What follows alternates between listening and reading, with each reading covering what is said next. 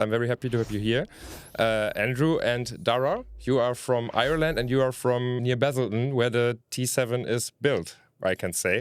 And you were one of the first person who get in touch with the new T7. And you, Dara, you are a global product manager at New Holland. That's correct, yes. So, yeah, it's very interesting to hear about the first experience with the new T7 standard wheelbase tractor.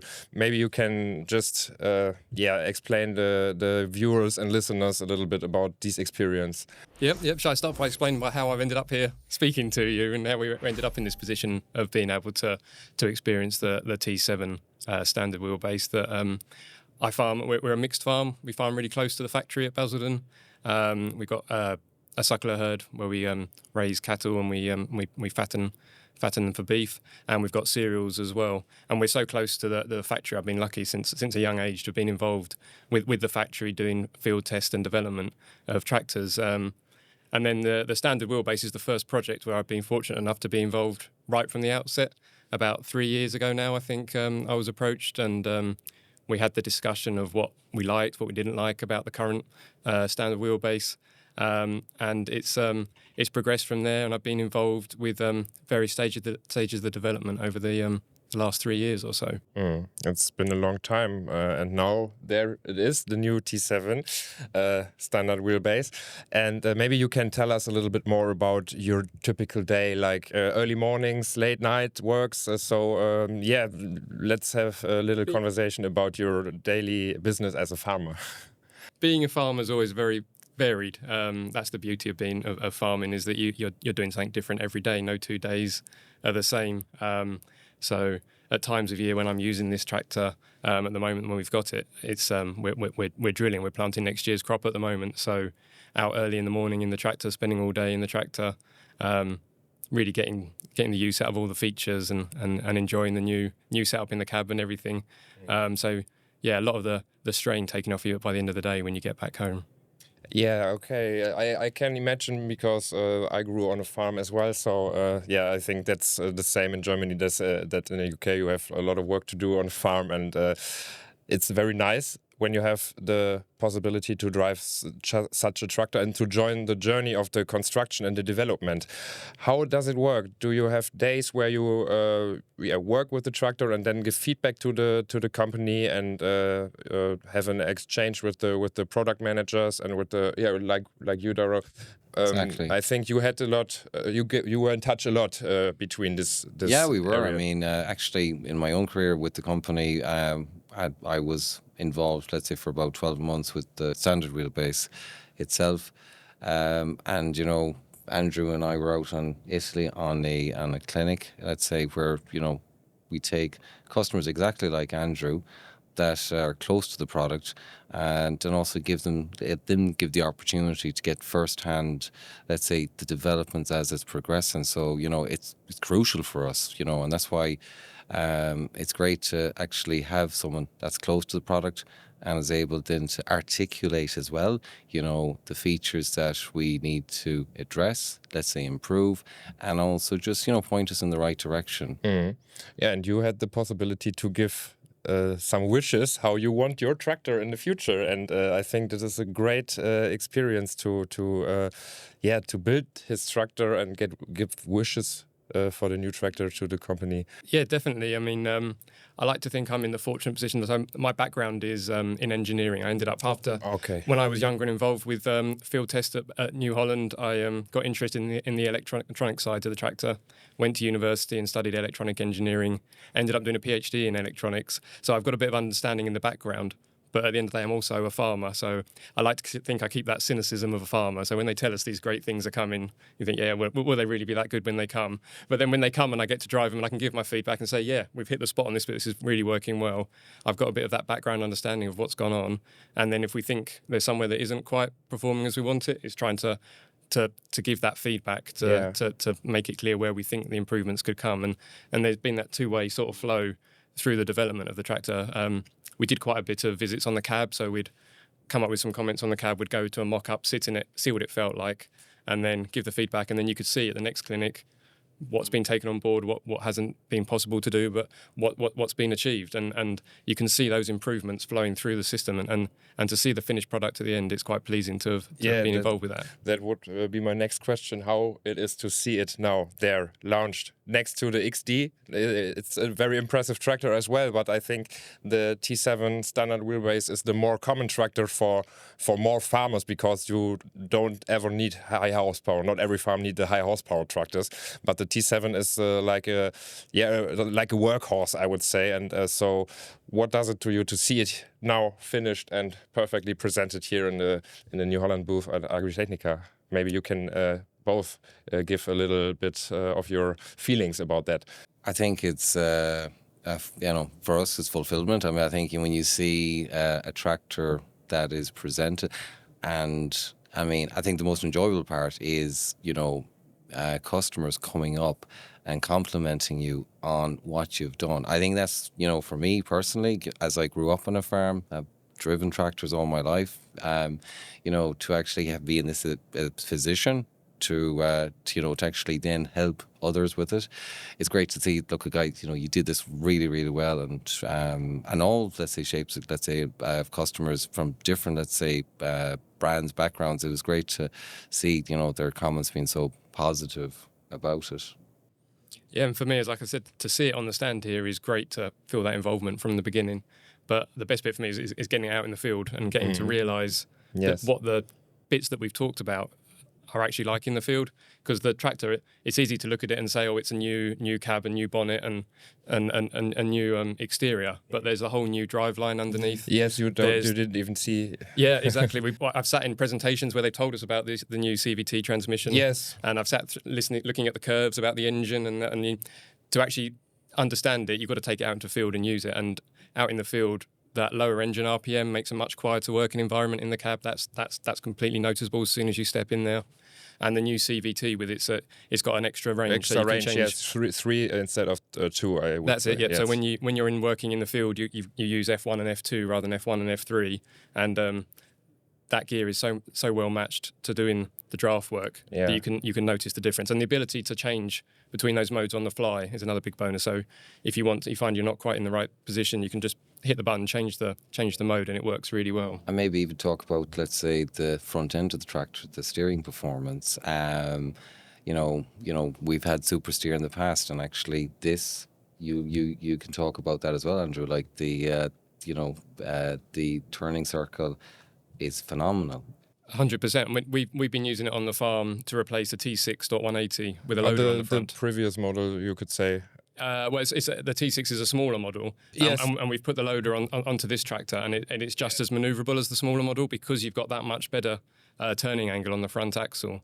It's just as nimble as the smaller tractors. Yeah, it's great, the turning cycle. I tested the tractor in Basel at the launch event as well. I was like, wow, that's a very, very small turn circle, and that's only one of the detail the tractor has. And going back again, like, is those that, when Super Steer first came out, especially on the 70 series, people really appreciated it. I mean, at the time it suited, let's say, farming, but as tractors, I suppose with the geography and the I suppose the distances between farms grows, the necessity of 50k came in. And this is, I suppose, where it limited Super Steer, because it was a fixed axle, not a suspended axle. But now we were actually getting back to that again, where we have Super Steer a capability and ability at 50 kilometers an hour. So I think that's a crucial thing for customers, to have that maneuverability, but also be able to travel efficiently between farms. And you're right, that's the other thing that's wrapped up with the new front axle, is the improved turning angle, but the new front suspension that's included in it as well, combined with the improved cab suspension. You feel like you're floating down the road at 50k. It is much better on the road. Very comfortable driving this tractor. The new standard wheelbase tractor has got the improved suspension, so there's a longer distance of movement on the cab suspension, but also we've got the options of hydraulic suspension, you have the and potentially pneumatic cab suspension on some of the models. The one I've been testing has got hydraulic cab suspension on, and it has been a marked improvement. It's just it's a must-have, I would say, when you order a new T7 standard wheelbase. And it comes back to your earlier comments of what's a day like. A day when you're spent in the tractor all day, it makes a big difference to your experience on that day. And likewise on doing long runs down the road Yeah, especially your back is thankful for the new cab, I would say. I've had lots of comments from my staff as well at the farm when they've been using it, that it's so much smoother to ride in when they're using it across the fields, especially in the summer when we're using it as a loader tractor, collecting bales and scooting across the fields. It was just gliding across the tram lines, which was greatly received. Yeah, of course, and those are very technical details, but I think there are some more details I would like to talk about, like small details, the storage box for a great box of tools, and the possibility to wash your hands there, and the backlights with the logo. I love that. It's little details, but it makes me happy. And the new color as well, the dynamic blue. For me, I don't know if I should say it, but I like the dynamic blue more than the blue power color. But it's my honestly opinion, and in special the design is very, very good. It's a very good looking tractor. Well, you're right, it's those attention to detail that really stand out on it. You've got the new lights on the back, you've got that storage toolbox, which is a full-size toolbox which pulls out now under the side of the cab, which has been a big bonus. I put in the tools that I need for the machine that I'm using that day, and you're not having them in the cab around with you, which is a massive bonus. Exactly, and that's these small details who make the difference in the end of the day, I think. And as you talk about these little features, Dara, are you in touch with more farmers and involve more farmers into the construction process, or? You have many more. I think. Yeah, no, and it's one of the enjoyable parts of the job. Actually, is actually and maybe going back to when I started off as a demonstrator, is actually having that field experience, going out to visit different farms, because that's the thing. Like Andrew comes from the southeast of the UK, and let's say it's a specific, let's say, and working environment, and no different to where I'm, let's say, from the west of Ireland and other places. So we get a variety of customers. We had two customers actually from Ireland over as well, and that's more hay and forage. That's where there's a lot of baling work, grassland work, slurry work, and so that means as well getting in and out of the tractor, especially with slurry work. And this is where the new steps are greatly appreciated. The walk-in design there, which is for especially when you're doing a lot of work, let's say around the tractor and getting it in and out infrequently, you have to let's say accommodate for that as well. So we had a wide variety of customers across Europe involved, because it just farming across the region is it's in one ways it's very similar, but in other ways, let's say every place has its different methods, traditions, and just with the way the seasons have gone as well, I suppose constraints, time pressures as well. So that also influences how the tractors are being used. At the end of the day, it's a global product, and it's got to fit all those different markets. And I'm very much aware when I'm giving my feedback, that's my feedback. Yes. But you also hear the feedback they're getting from other parts of the world where they're saying, well, actually, this is what we like and this is what we like. And it's bringing together all those different streams to make a product, which, as you said, is a workhorse across different tasks. To make it work for everything, Yes, and every driver has other needs and wants, so I think you have to do it like this, and in the end you do the product for the farmers, and the best case is you do it with the farmers, and that's the way you did as a T7. And as I come from a farm too, grow with tractors, and you both came from afar, I have a personal question to you, especially you came at the near from Basildon. What's your all-time favorite tractor built in Basildon? Or you give me a top 3. Maybe this is a little bit easier. Well, I can't say the standard wheelbase yet because that's not been built in Basildon yet. That will be built in Basildon, but production hasn't started on those yet for production vehicles. My favourite would probably be a 7810, going back to the classics, and maybe the good old TM 150. Yes. And then I'd have to include my PLMI long wheelbase, because that's our latest generation one that was built in Basildon, and it's a great tractor with all the modern technology in there. Yeah, I can completely understand. And there for you, I have to ask you the same question, and I give you my top 3 as well, of course. Well, actually, all-time favorite, I have to say I do love the Winnipeg 70 series. It's probably the 8770 was the first tractor I kind of got stuck into, when I was working back home in Ireland. But moving closer to Basildon, actually TM190, spent a season in that as well. That was such a gutsy tractor, plenty of power. And then more recently, T7070. I mean, the note, like just the engine note of that tractor. I mean, it's my ringtone actually, and I'm not kidding. Actually, it's what I actually use. So, it was such a great tractor. Unimaginable. I would have named the same tractor as you as well. The Winnipeg 70 series or G series in Fiat Agri colors. Yeah.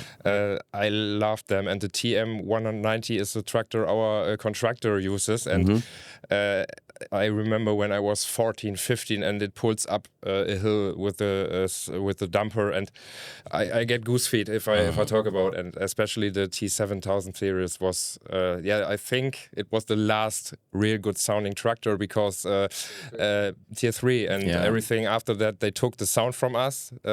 But they give us, of course, you give us a comfortable tractor. But the sound, for me, the sound is so important. And if you hear this roar from the T1000 series, maybe you might have a new favourite, a controversial view, the 270 methane tractor. Because that's back to the equivalent of the exhaust pipe back in those and that's actually the drivability of that tractor is something else. Exactly, you hear it in the field and it just sounds so pure. And it's because like it's going back to it's a nearly straight exhaust. I mean, there doesn't need to have any of that after treatment system there, so you're really hearing the engine at its best. Long time ago, I hear a New Holland tractor, a relatively new tractor, and it was barking, and I was like, eh. And then the man in charge said to me, it's for Australia. They don't have after treatment, and I was like, oh, what they took from us. But I think this is a very good point to end this podcast, and I loved the conversation with you, especially the last sentences about the favorite tractors. For me, as a tractor guy, it's always cool to get in this conversation with other tractor lovers like you. And so I'm very happy to have you here, and I hope we'll see you again. Thank you very much. Thank you. Thank you. Thanks.